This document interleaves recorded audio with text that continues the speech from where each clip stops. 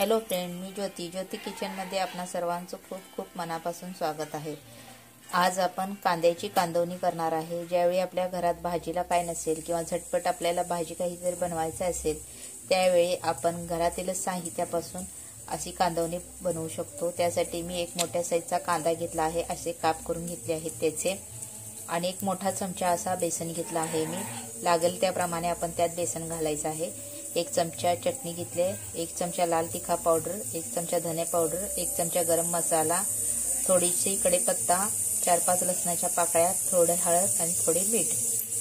आता गॅसवर मी तेल गरम करायला ठेवलेलं होतं पहिलाच, त्यामुळे तेल गरम झालं आहे। त्यात आता आपल्याला ही जिरं मोहरी घालून घ्यायचं आहे। जिरं मोहरी चांगल्या प्रकारे भाजली की मग आपण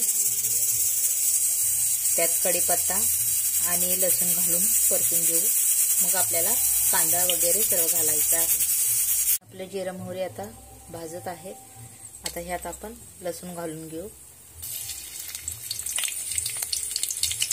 लसूण भाजला की मग त्यात आपल्याला कढीपत्ता घालून घ्यायचा आहे। लसूण चांगला तांबूस होईपर्यंत परतून घ्यायचा व्यवस्थित, आणि मगच त्यात आपल्याला कढीपत्ता घालून घ्यायचा।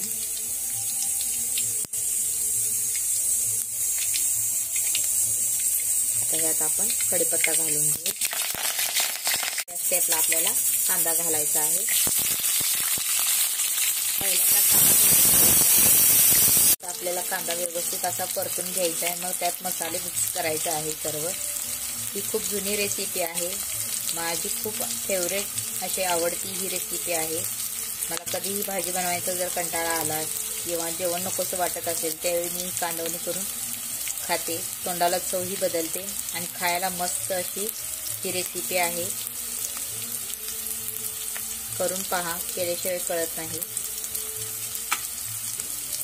अशा प्रकारे आपल्याला हा कांदा परतून घ्यायचा आहे व्यवस्थित। आता ह्यात आपल्याला जे मी सर्व साहित्य तुम्हाला दाखवलं आहे, चटणी, मीठ, गरम मसाला, हे सर्व ह्यात घालून आता व्यवस्थित असं परतून घेऊ आपण।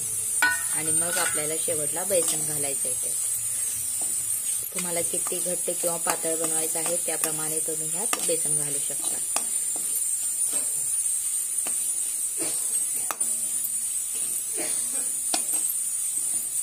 चांगला आता मिक्स झाला आहे। खायला मस्त अशी झन्नाट अशी बनणारी ही रेसिपी आहे।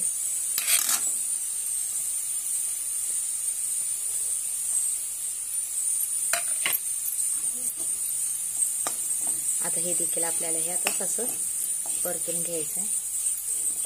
तुम्हाला हवा असेल तर तुम्ही अशी देखील खाऊ शकता, किंवा ह्यात आणखीन थोडे पाणी घालून मस्त अशी त्याची थोडीशी गिरवी, म्हणजे भातासोबत ही खाता यावी अशी बनते।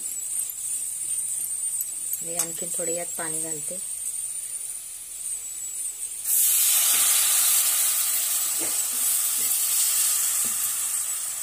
अर्ध्या कपला देखील कमी असं पाणी घातलं आहे मी।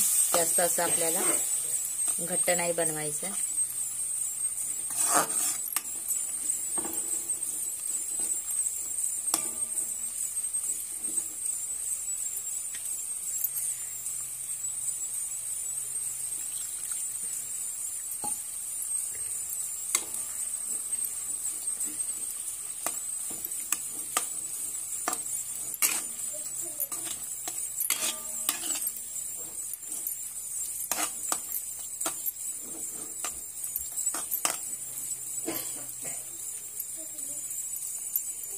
आता ह्याला 1-2 मिनिटं असं वाफेवर शिजून देऊ आपण।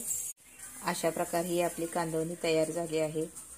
ही रेसिपी जर आवडली असेल तर चॅनलला नक्कीच लाईक करा, शेअर करा आणि सबस्क्राईब करायला तर अजिबात विसरू नका।